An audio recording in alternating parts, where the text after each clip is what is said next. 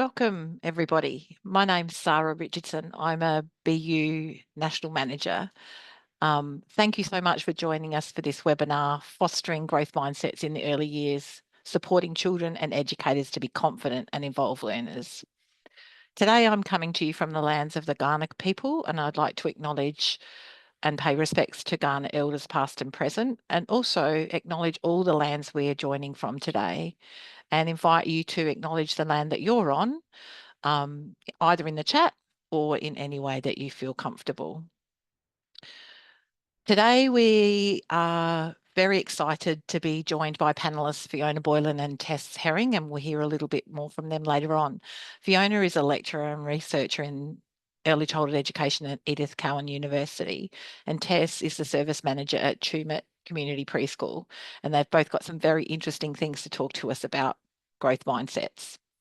So some of you may already know a little bit about BU and some of you might not, but just so that you know a little bit more, BU provides educators with knowledge, tools, resources, and opportunities like this to create positive, inclusive, and responsive learning communities where every child, young person, educator, and family is empowered to achieve their best possible mental health. So because we talk about mental health when we're with BU, we are going to consider making sure that we're all safe to share and learn with each other. So on screen, you'll see some helpline numbers. So access these if you need to talk to someone. There's also a link in the chat to the web page where these helplines are available as well. And you can print them out and share them and pop them up in your spaces as well if you want to. The other thing about keeping safe too is maintaining confidentiality. So remember to share in the chat box or, what you're reading from others, to be mindful of what you're sharing and also what you're receiving so that everybody can feel comfortable. So I have mentioned chat a couple of times, and some of you I can see have already found the chat function. So a little bit of housekeeping and navigating your way around. If you've been before, you already know how to do this, but just a reminder. So please use the chat function to share comments, any reflections, any thoughts. You'll find one of our team members, Blair, in the chat box, and she'll be responding to some of your questions, sometimes together and sometimes privately to you. If you have a question for the panelist, we ask you to submit that in a different way via the Q&A function. And later, after the webinar's finished, Trish and Kyle, our other BU consultant team, will select some of your questions and offer them to the panelists for the Q&A session. During the webinar, we'll also be posting a link for a follow-up online event. So we'll have this opportunity today, and then there's another opportunity for you to continue the conversation about growth mindset that we've started here today. There's also a handout with links to resources, which Blair will post in the chat a bit later on. So there's lots for you to hopefully start the conversation and then continue it with us as well. So let's get started and get you involved. And I can see some of you are still popping in where you're from today. And someone's asking about the recording. So yes, that's part of the follow-up you'll get as well. We're going to do a poll. So let's think about this statement. Which best reflects how you feel about your level of understanding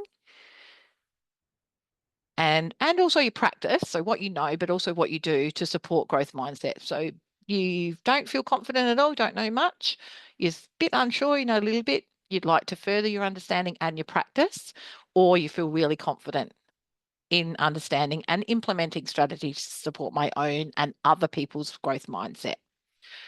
So if you could just respond to the chat, respond to the poll. We'll ask you a similar question at the end. So we're hoping that what you learned today will help you learn a bit more, and you might not have thought about how it might impact your practice yet, but hopefully we'll have some conversations about that as well. So we'll just pop that up, wait for a little bit longer. And when you think it's done, Marie, you can probably close the poll and we can see what people.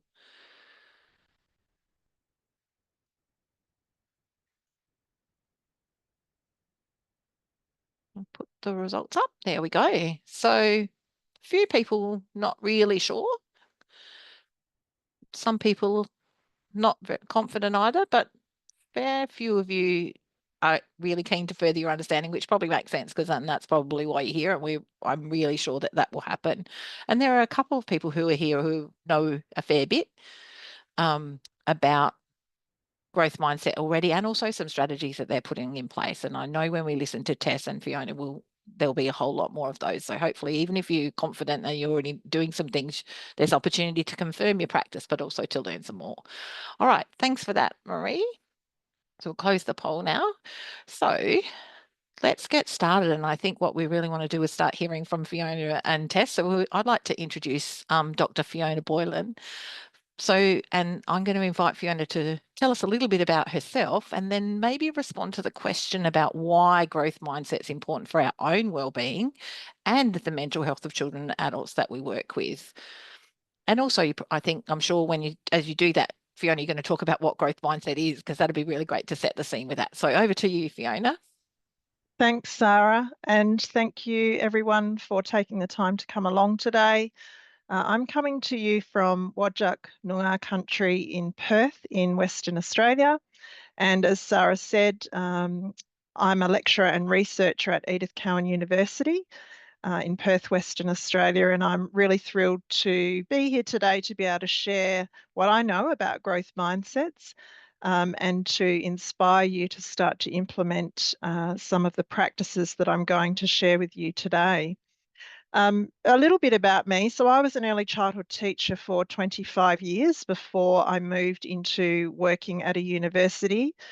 So I have a lot of experience working in the early years with young children. And the research that I've done on growth mindsets actually stemmed from my work, where I discovered Carol Dweck's theory about mindset, and I wanted to be implementing that in my early years classrooms and contexts, and I just couldn't find anything that was really suitable in the early years. So here I am all these years later now, hopefully being able to share some really useful practices with you. So I thought we should start today by telling you what your mindset is. And then we can talk a little bit more about how you might foster mindsets in your settings. But a mindset is really a self-perception or a belief you have about yourself. And these self-perceptions or these beliefs that we have determine our behaviour and our outlook and our mental attitude. And research has shown that there are two types of mindsets, a fixed mindset and a growth mindset, and that these mindsets allow people to navigate the stresses and the challenges that can lead to higher levels of well-being, particularly when we have a growth mindset. So there is some recent research.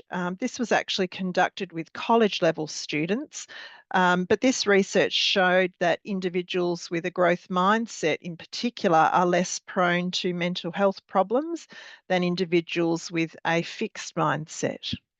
When we think about children and fixed and growth mindsets, young children are forming an identity of themselves as a learner and as a person. And we can really use this time in the early years to build strong foundations in mindset before they get to school. So supporting children to use a growth mindset and to recognise when they're engaging in a fixed or growth mindset can really assist them to hopefully be more flexible, adaptable, and also more resilient. For educators, having a growth mindset will help you to be more confident and helps you to try new things in a safer way, in a safer space. Those with a growth mindset have also shown to have better mental health, to be more optimistic, and just to be better able to buffer the effects of stress and anxiety. And so there are recent studies that demonstrate that these beliefs that we have about ourselves can be changed. So we can change from a fixed to a growth mindset to improve our emotional well-being and our performance. In the slide that you're looking at the moment, you will see that there are two different types of mindsets represented there, a fixed mindset and a growth mindset. And this is actually a mindset continuum, although it doesn't really look like a mindset continuum, it actually is. And you can imagine that you move up and down the mindset continuum. We're not one mindset or the other. We tend to be a combination of those mindsets, and different things might trigger us into one mindset or the other.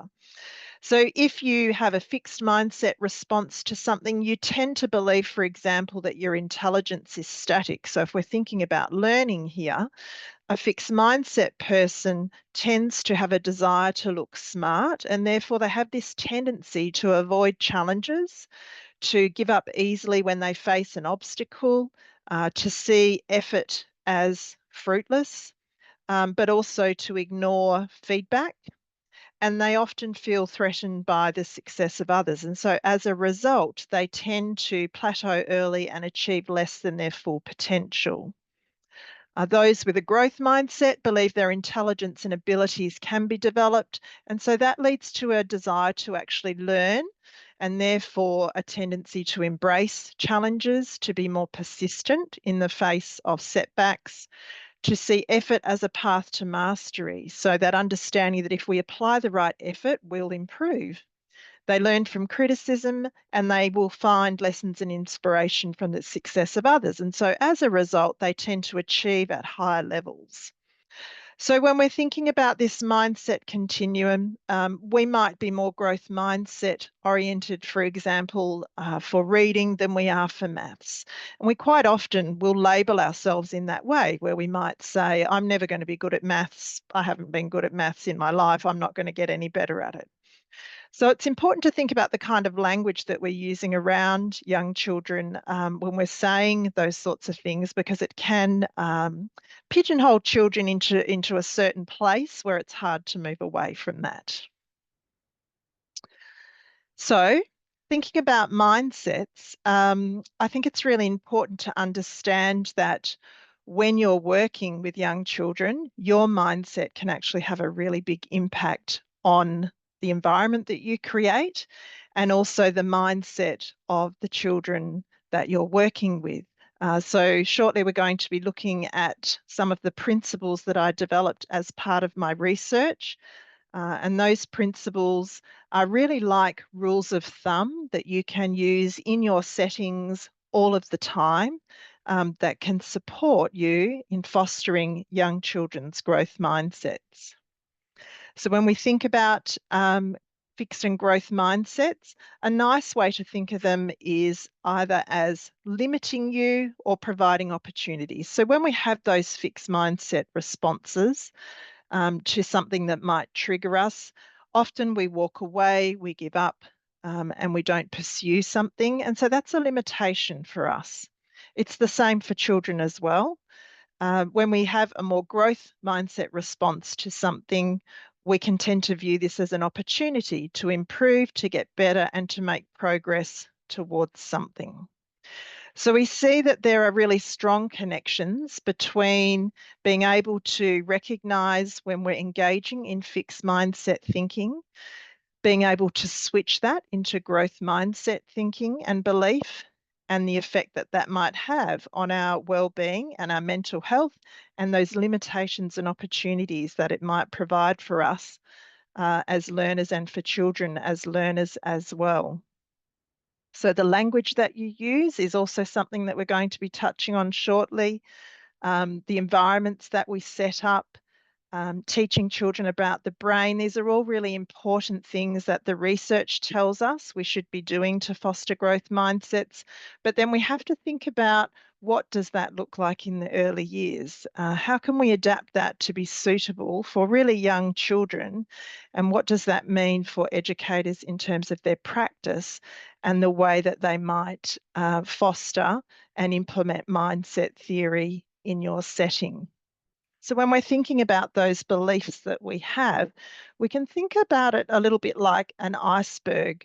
So those beliefs tend to sit under the surface of the water. We can't always see those beliefs really clearly, but we see them in the actions, the observable kinds of behaviours that we might engage in often indicate those hidden beliefs that might be hidden underneath the water level. So the iceberg analogy is a nice way to think about mindsets.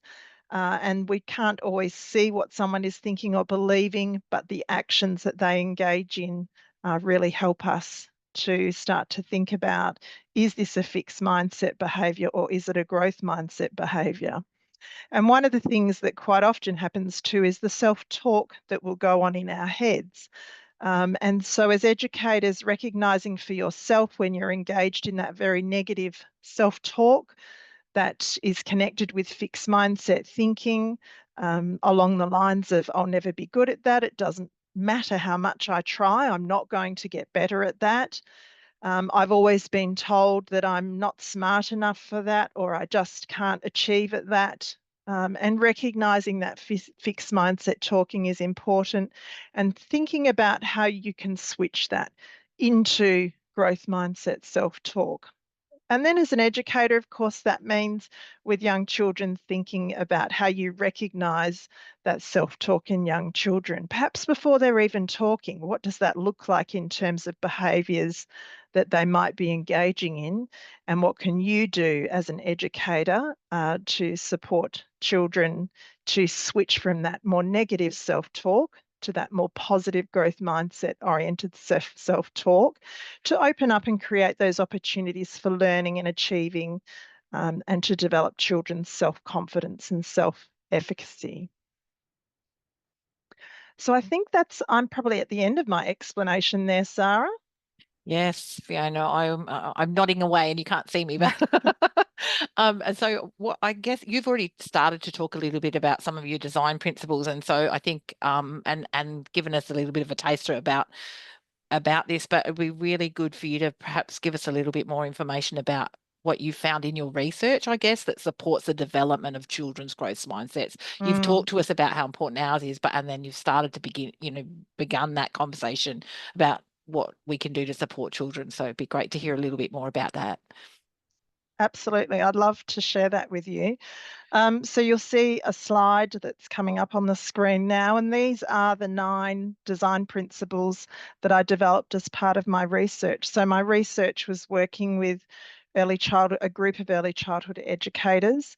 And whilst these design principles are there to help you support children's mindsets, they're also really useful for you to start to think about developing your own growth mindsets. So I wanted to start, in the interest of knowing we have limited time here, to tell you what I think the top 3 are that you could pay attention to. And then if we've got time, I'll talk through some of the others on the list here. So I think the first one that's a really important principle here is to know your own mindset and to model learning using a growth mindset. So what would this look like in practice? What it really means is going into your centres and modelling what learning looks like when we're learning something new.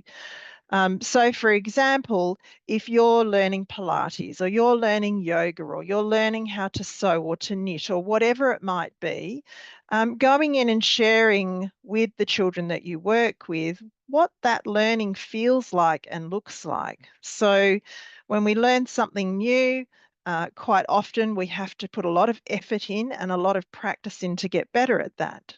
So, a yoga analogy is learning to do the tree pose, and understanding that you're probably not going to get it the first time that you do that. You could even be doing that pose with the children and thinking about some strategies that you put in place to support your learning and your practice as you try to get better at that. So it might be, rather than bringing your foot right up your leg, you just put your foot on your ankle to start with, or perhaps it's leaning against a wall, and then slowly, progressively taking some of those supports away until you get better at that. So, modeling learning something to young children is really important, and talking out loud about some of those feelings that we have when learning something new doesn't go our way. So, the frustration, recognizing frustration, sadness, and all of those emotions that children often feel, frustration when they're trying something new and it doesn't actually work for them the first time. So it's really important to think about your own mindset and how you use your mindset in your own learning so that you can then model a growth mindset to the children you're working with. The second principle, and this one was actually one that the educators I worked with felt was actually the most effective for them. And this was teaching children about their brain, what it looks like, how it functions when we learn. So they found initially this was a bit tricky. They weren't quite sure, how do we do this with young children? And they were unsure about the level of language they should use with children. Would the children want to know about words like neurons, neural pathways, synapses, all that sort of language that relates to the way we learn about the brain? What they did find is when they started looking for some ideas on how they could do this with very young children, they actually came up with some really clever things about how you might adapt this and be suitable for young children. So on the slide that you're looking at the moment, we can see some examples there. So making a jelly brain. You can buy little molds of the brain online, make up some jelly, make a jelly mold, and then talk to the children about this is what your brain looks like. There are some fabulous books that you can read to children that talk about the brain. The Fantastic Elastic Brain is a really great book for reading with young children, and we will have some books in the handout. There are some videos that you might like to engage in. Ned the Neuron and Class Dojo have some videos around neurons and how neurons fire and they wire together when we engage in repeated practice. So the way to think about learning in the brain is really like walking through a field. The first time we walk through the field, we make a pathway, we press the grass down as we walk, but it will probably pop back up again because we've only walked that pathway once.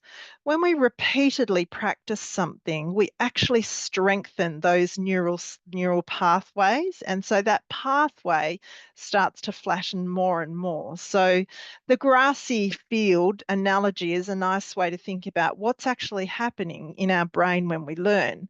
What's really important when we're learning is we actually need to have a little bit of struggle. So we do need to have that feeling that things are hard and that we need to overcome some of that. So that's how we form those strong neural pathways in the brain.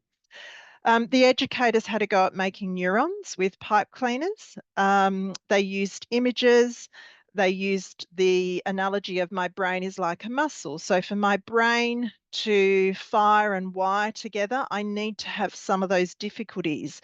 A bit like going to the gym. If I go to the gym and I watch you lift the weights, my muscles don't grow. I actually need to lift the weights to make my muscles stronger. There's things like brain hats, and there's lots of different websites out there. I recently just bought a really great soft toy brain off Amazon.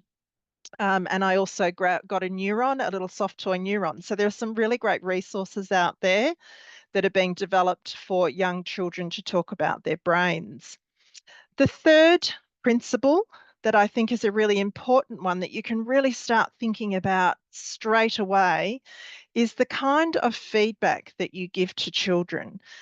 So providing feedback for effort rather than talent or ability. So there is a lot of research that has been conducted around this. And what we know is that when we praise for talent or ability, it tends to keep fostering a fixed mindset.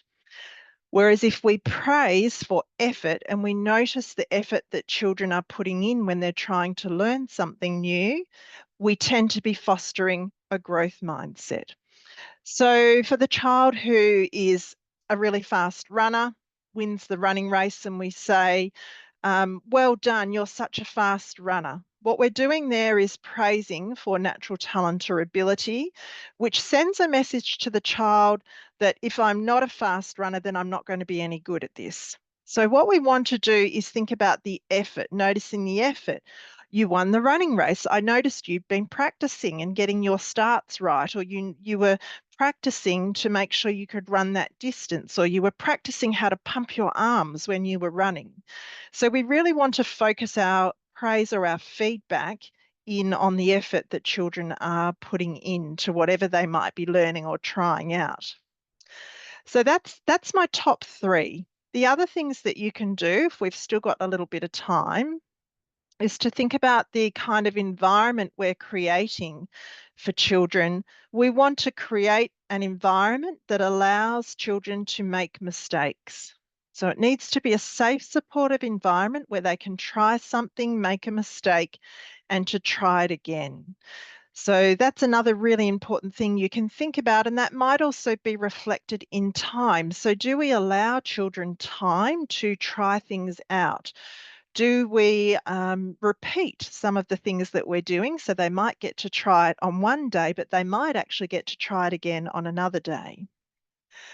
Holding high expectations was another really important thing that the educators that I worked with thought was important, and they had a lot of debate and discussion around this. They initially said, well, you know what, this is in the early years learning framework. We know we have to hold high expectations. Do we really need to say and state this as a principle? But what they did feel, it's actually really an important one. So when we think about how we have high expectations of children, a nice way to think about this is what we might call the Goldilocks challenge.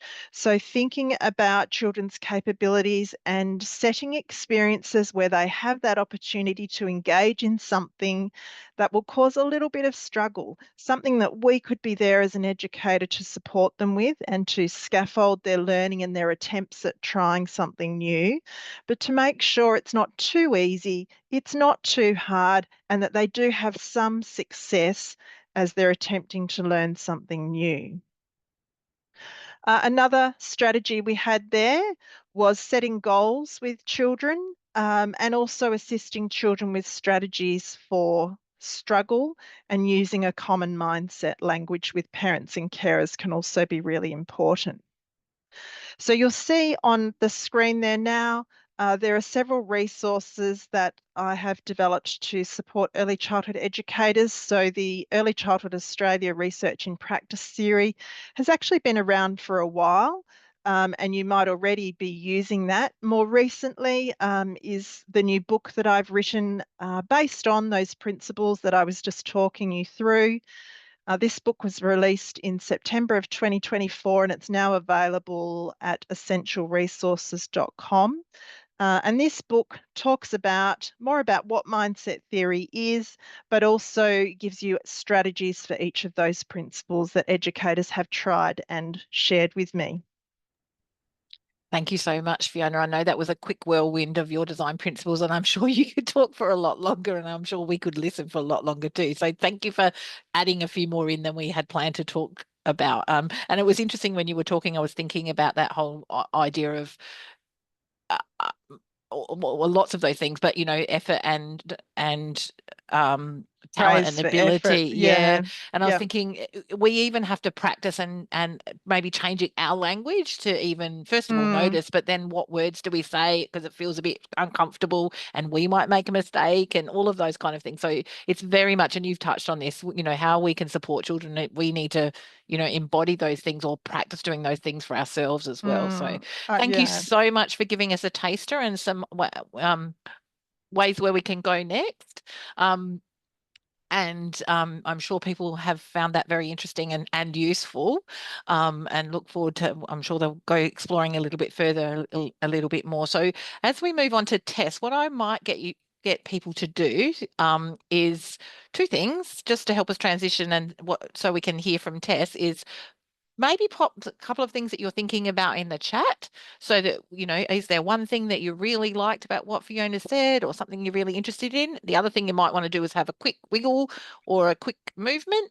And then we'll start hearing from Tess. And one of the things that Tess from Tumut Community Preschool is going to talk to us about is what how they've really and I want to say really upfront how Tess has led her team to really engage with growth mindset in a way that's made I would imagine a pretty significant difference to what it feels like to work there and what it's like to be an educator at at Tumut Preschool. So really looking forward to hearing about your experience. And I know you keep saying, Tess, that you're only at the beginning and you've still got lots to do, but this is all about growth mindset too, right? So really looking forward to hearing some of your story about what you've been doing with growth mindset. Oh, I meant to ask you a question. How did you introduce it to your team? It would be, but I'm sure you're going to talk about that when you talk about all the other things. So over to you. Thank you, Sara, and thank you to everyone attending and for the opportunity to be part of today's webinar. I would like to acknowledge the traditional owners of the Wiradjuri land on which I'm speaking from today and pay my respect to all the elders past and present and all Aboriginal and Torres Strait Islander people joining us on this webinar. As Sara mentioned, I'm the Service Manager of Tumut Community Preschool. We're a not-for-profit community-based service and we're located in Tumut in southern New South Wales. We have a team of 19 staff and we're approved for 59 children each day. And our preschool has been around and operating for over 64 years. So fostering a growth mindset in our early learning service really came about because we wanted to address, I guess, three main goals. Firstly, I wanted to continue to build on our ongoing approach to educator and staff wellbeing and to further focus on the culture that is needed to be able to do that. We wanted to develop educator understanding about growth mindset and its benefits for them and for children's learning. And we also needed to comply with the expectations regarding growth mindset within version 2 of the EYLF. So as leaders of early learning services, firstly, I think it's important to remember that educators are people first. I think this is something that sometimes gets forgotten, particularly within the high expectations we have of our educators. The wellbeing of our staff is really as important as what they do in their professional roles. We have a responsibility to our teams to encourage a thriving working environment and to create the right culture to support and develop them as people and professionals. So when I started looking at mindset and wellbeing, it was really clear to me that a culture that fosters a growth mindset helps educators develop positive attitudes. And you heard Fiona talking about that before. It helps them to build resilience, particularly as educators face so many challenges associated with their roles. And it supports ongoing staff learning. And in a continuous improvement system in which we all operate, it also helps us to adapt to change, to improve and try new things. So my role is to make sure the team is provided with whatever they need for them to be able to deliver high quality education and care for the children in our preschool. And part of that is designing systems and practices that support the wellbeing of every staff member on the team. BU, through a project with Monash Uni, found that many of the existing wellbeing initiatives really focus only on self-care. And whilst our team considered that that's still very important, initiatives often don't consider the broader systemic issues within the workplace, such as relationships with colleagues, the workplace culture, and the role leadership plays at all levels. So we know that educator wellbeing can influence the relationships they have with children and with families of those children, and of course with work colleagues. So our approach has been pretty much about getting the workplace culture right, making sure it's thriving, it supports everyone in the team through positive relationships, strong leadership and a growth mindset perspective. It was important that our approach also aligned with our preschool philosophy and our key values, which are kindness, respect, integrity and inclusion. It was really interesting that whilst the team all agreed that fostering a growth mindset is an important part of their role, they were all very concerned about their understanding of mindset theory and even about their own individual mindsets. And they were unsure what an educator with a growth mindset looks like and then how to effectively teach and model growth mindset with children. Our approach then also included a focus on professional development, increasing our understanding of some of the key concepts. So in addition to those goals, the new version of the EYLF has increased the requirement for educators to intentionally promote children's knowledge about growth mindset and to implement practices that foster growth mindset with children. When the EYLF came out, our team critically reflected on our practices and how they aligned with the framework. We identified an opportunity to strengthen some of our existing practices so that we could integrate a growth mindset into our service. So that was definitely a goal in terms of meeting the requirements of the framework. pretty much non-negotiable. So how we did that, we decided we would have we commenced the year with a workshop which involved the whole team collaborating over a full day to plan how we would promote a culture of wellbeing and how we could focus on our relationships, team communication and mindset perspectives. So we initially spent some time increasing our knowledge about growth mindset, drawing on material from Fiona, particularly on why mindset matters, from Jo Maloney and her work on applying the science of wellbeing for educators, a little bit from Carol Dweck's mindset theory, and we also drew from the Monash BU research that looked at educator wellbeing as more than just self-care. And we used all of this information and research on the key concepts to inform our reflections as a team. So we did learn together about what growth and fixed mindsets are and why it matters for educators and children. We looked at the mindset continuum and the fluidity of fixed and growth mindsets. And we talked a lot about what a growth mindset educator looks like and how we think we stack up against these characteristics. And we reviewed the importance of our own mindset and the language we use with each other and with children. We also discussed our thoughts about the relationship we have with ourselves. Fiona talked about self-talk and how important it is to be kind to ourselves and practice self-talk, positive self-talk. We talked about how our inner self-talk can impact on our behaviours and our beliefs. Linking all of that with our existing reflective practices, we examined our self-relationship and self-talk habits using a whole range of reflective questions. And we did this over a fairly lengthy period of time on the day. We asked ourselves, how kind and compassionate is our internal voice? So do we talk to ourselves like a friend or an enemy? Would we let other people talk to us the way we internally talk to ourselves? Do we belittle or berate ourselves, and are we hypercritical? And do we compare ourselves unfairly to other people and then judge ourselves harshly? And how do we treat our mistakes? So do we see them as learning opportunities that we pick ourselves up from and dust ourselves off, or do we just punish ourselves for not getting things right all the time? And this one is particularly important for educators. Do we set unreal expectations of ourselves? But ultimately, we asked ourselves, are we someone who we would like to work with? So staff were pretty honest. They were very generous in sharing their personal insights about themselves during these reflections. And it was surprisingly a great experience for the team. We all enjoyed actually taking time to focus on ourselves and having an opportunity, particularly for the educators, to practice extending the kindness that they show everyone else in their roles as educators to themselves. We worked through how we can model and practice growth mindset, particularly including the language and phrases we could use, and we considered briefly how we provide and respond to feedback. Identifying some of the barriers that prevent us from practicing a growth mindset and having positive relationships, so particularly with ourselves, was really important. We felt we needed to see if the barriers were real and what we could do to remove or mitigate them. So, for example, we talked a lot about positivity as being infectious. So if we walk into work with a negative mindset, this is also infectious. And what is it we need to do to switch that around? The team documented how those barriers or excuses would be addressed.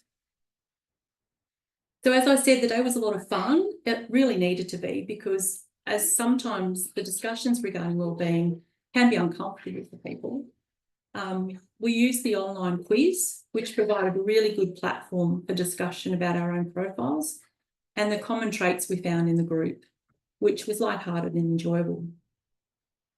So towards the end of our workshop, though, we needed to come up with something tangible. So we came up with a set of team actions and commitments that we would implement. These included emphasising and recognising effort and perseverance in ourselves. They included challenging our practices and approaches and stretching ourselves to get involved in things we would normally probably avoid, therefore, I guess, encouraging risk and inquiry. And we agreed to practice reframing our mistakes as learning opportunities, which in a heavily regulated sector like ours can be really difficult for educators, because making mistakes when educating and caring for children can have really significant consequences. So some of these things are just not negotiable. However, we can reframe how we respond to those setbacks and frustrations when things don't work out as planned. We agreed on how we can gently remind each other when we see old habits creeping back into practice. An example of that is, shining a light on any negative chat that can so quickly become a harmful workplace problem. We also agree that when we start to catastrophise or dramatise things and tend towards negativity, that we would all respectfully raise this with each other so that this habit changes. And I guess we agreed to be kind to ourselves. We committed to practicing positive and kind self-talk and avoiding comparing ourselves unfavourably to other people and not being threatened by other people's success. So I guess thank you for that first question, Sarah. That's probably that in a nutshell. Lucky I asked you the question. There's just so much that you've done there, and again, I want to acknowledge the leadership that you've shown in that, like to create a safe enough environment for your team to be able to explore and take risks and explore some of those things, and how you pointed out the fun aspect of that is, just there's something very much about, I'm sure, what your place is actually like to be like. And it's really interesting and fits, like you've said a couple of times, with the, that well-being culture, and you framed it around that. So you explored growth mindset, but are really around how do we create a place where all of our well-being is taken care of, and how you've referenced that notion of beyond self-care is not just, looking, it's way deeper and much more systemic, and linking that to things like the early years learning framework and, things we kind of have to do. Yeah. Which is, we can't escape it. You're right. It is just what it is. And we would call some of those things you talked about really protective factors for mental health. So it's what I guess what I'm really interested in finding out now is, since you've been doing this work and you had that workshop and you've kind of committed to those actions and that kind of thing, I'm just wondering what difference you've noticed, what things have you noticed in your team, maybe in the practice, with the children. So it'd be really interesting to hear about that. I guess my focus has been on the difference, what I've seen in the team. So I think, Sara, the team would agree that we've seen a more positive, respectful working environment, one where they do feel safer and safe to implement the commitments we made, particularly regarding reminding each other about positivity, kind self-talk, and I guess just being more gentle with each other. At our weekly meetings, we discuss staff wellbeing as a standing agenda item now, which has helped to normalise the conversations about wellbeing, and the team feels safe and supported to raise concerns now that could impact on wellbeing, but before they actually do. At meetings and in daily interactions, we acknowledge the positive actions of staff and the effort and perseverance we see in the team, which really, I guess, has the benefit of recognising our educators as valued professionals and as people. There's definitely been an increased use of language associated with growth mindset. We hear that the terminology used much more in everyday interactions. We've also reviewed a lot of our key practices just to confirm things we already do that foster growth mindset, because educators have been doing that for quite a while. For example, our educators already seek and value children's ideas and encourage children's agency, particularly as they co-plan learning together. But we also identified some of the practices we want to strengthen, such as how we provide feedback to children. Fiona talked about how important that really is, particularly around recognising focused effort and persistence with challenges rather than ability and talent. And by modifying our learning spaces as well and adjusting part of our routines, we've improved our temporal environment. So children have more time to collaborate and focus on challenges in a variety of situations, particularly in smaller and larger groups. Our educators are increasingly giving children the space to take risks, and acknowledging their mistakes or failures alongside children. So they're really using failures as a learning tool now. Following the reflection day, the team said they felt they wanted to continue to work through the design principles that Fiona outlines in her book. So we really focused, I guess, looking back, and we didn't have the book at the time. We focused on design principle 1, but now our next focus is on, we're jumping to design principle 9, which is how we can share growth mindset practices with parents and families. We felt that this was the next priority for us because it's essential to have that consistency between home and the preschool.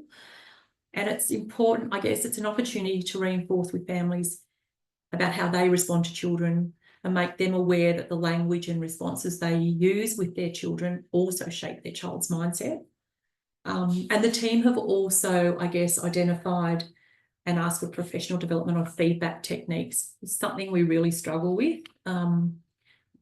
They want to improve their skills in effectively providing and receiving feedback with each other, but also with children.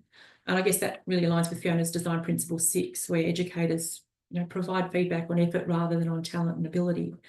So that will definitely be part of our future professional development plans as we continue our journey towards fostering wellbeing through a growth mindset culture.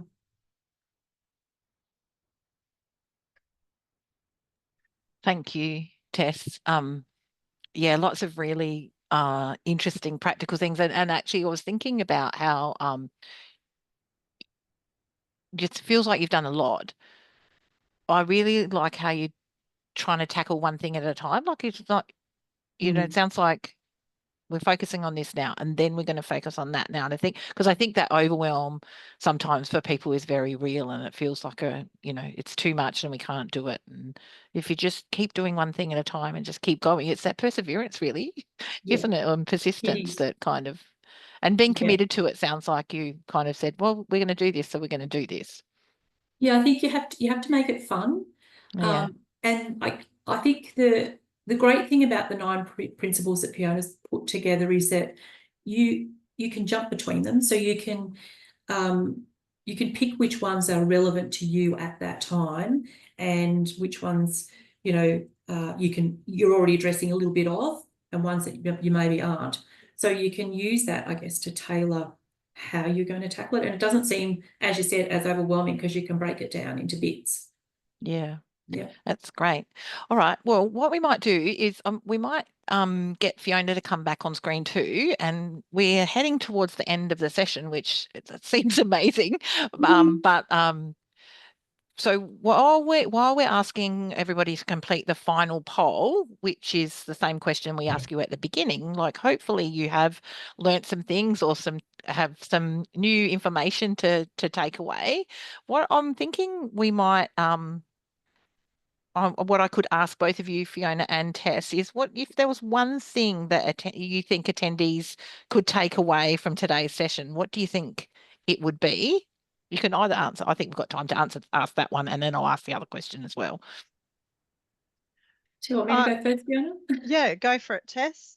I think one thing I would ask everyone if they to take away I would suggest get your hands on the research and the references mentioned today. Reflect on that material and concepts that's provided in it, and use that info to guide your practices. Because regardless of our roles, we should all seek to foster a growth mindset culture within our service, because it really does support educators to thrive and be confident, and it reinvigorates that passion in their role. So yeah, I would suggest get hold of the info and reflect on it and use it. What about you, Fiona? Well, thanks, Tess. I think that's great advice, Tess. And certainly now that the book's published and developed and available for people, that would be a great resource that you can go to get started. I think agreeing with what Tess said earlier is you can just start somewhere. You don't need there's a lot in the principles. And if you purchase the book, you'll see there's a lot of information in there with lots of ideas. But I think just deciding as a workplace group what you would like to focus on first, and it might be that it is principle one where you start to develop your own knowledge of your own mindset and mindset theory before you then can move on to something else. I think it would be pretty hard to probably start anywhere else without having that knowledge of what mindset theory is and the impact that it can have on well-being and on learning and on achievement and motivation. So, in the book, there is that precursor with all of that information in there. And there are some suggestions in the book about how you might want to manage that as a staff group, whether it's through meetings or something like that, where you might focus on one thing and then come back together and talk about it. But I think don't be overwhelmed.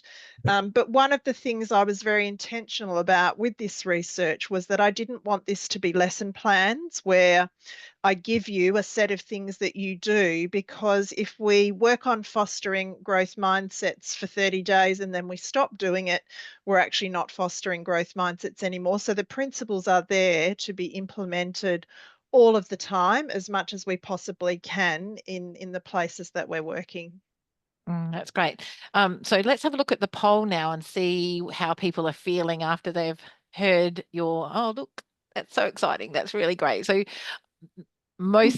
a couple of people felt not confident and were unsure, and no one feels like that now. So that's super exciting. And we've got people with growth mindsets who are able to shift and learn. And I think you talked about that, Fiona.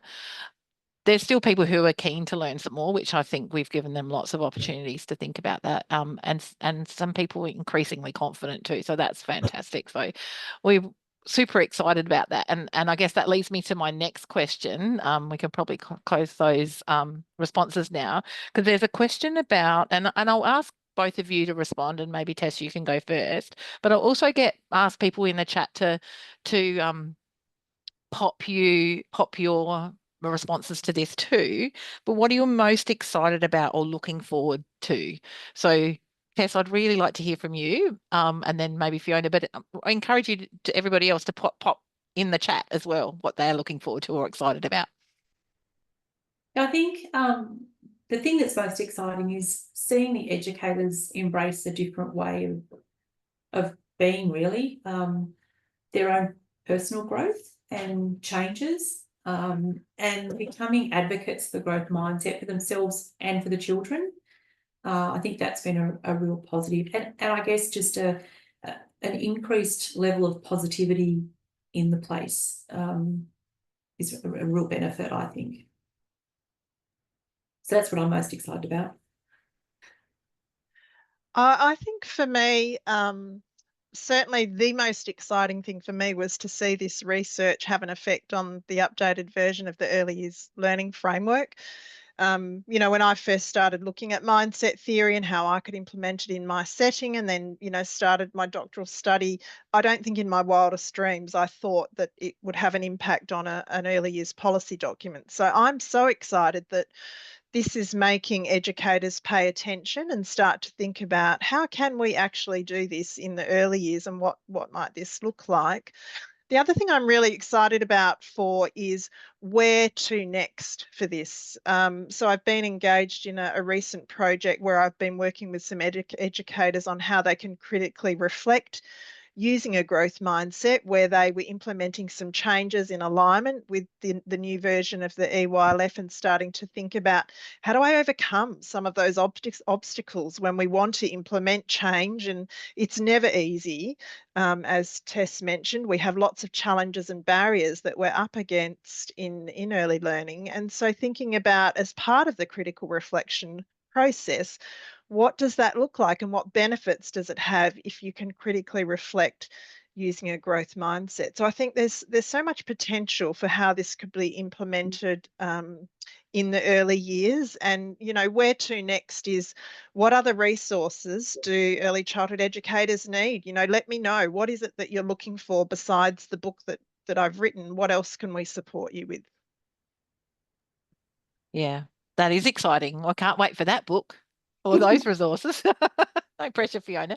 I guess from a BU perspective, and I'm thinking about our work that we do, I think the connection to well-being and how growth mindset is a very practical thing that can be a tool for everybody's well-being, and a protective factor for one of our aims for BU is that we have mentally healthy communities where everybody has good positive mental health. And so, anything we do that's a positive action and a planned action. And I think you talked really carefully, both of you, about it doesn't just happen. You kind of have to put things in place and pay attention to it, and make, persevere and make mistakes and try again, and all of those things we've been talking about if we want mental health to kind of be better for everybody.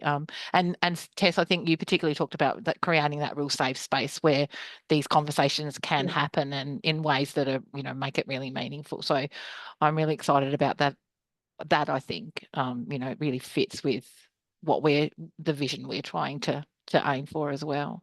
And we're getting some really exciting things in the chat. And I know I told both of you not to look at the chat before because it goes too fast, but it's really great. All the things that people are thinking about. And some people are sharing some quite personal things about, that self-talk stuff that we have probably learnt from really early on about what we can and can't do. And so trying to really challenge that or find ways to shift that is, I think, it's been, some people are mentioning that too. So, and there are some questions coming up, but remember that there's opportunity to respond to some of those questions later on in the chat too. So what we might do now is I'll just finish up with a little bit of housekeeping, and I would first like to thank you, Tess, and Fiona, for your knowledge, your expertise, your passion for this topic, and we've really appreciated. I particularly personally have learned a lot already, and I'm looking forward to learning some more. But I think sharing this with other people, and particularly you, Tess, you're being really vulnerable enough to talk about what you've done and what's working and what isn't, I think is really, really helpful for other people to hear that. And Fiona, your expertise and knowledge and now the resources that you already providing and looking to provide more is, really fantastic. So thank you both so much for sharing. I also want to thank everybody for jumping in and joining in. We thank our team behind the scenes for all your help. Remember that you can stay behind for the Q&A if you'd like to, but before you go, you can see on your screen feedback. So we really look forward to hearing what anything that you want to let us know about that. And so now what we'll do is move to the Q&A. We'll turn our cameras off, but go and have a quick wriggle, and you don't need to move to any other platform, just have a wriggle, and then we'll see you in the Q&A. So goodbye for now, everybody.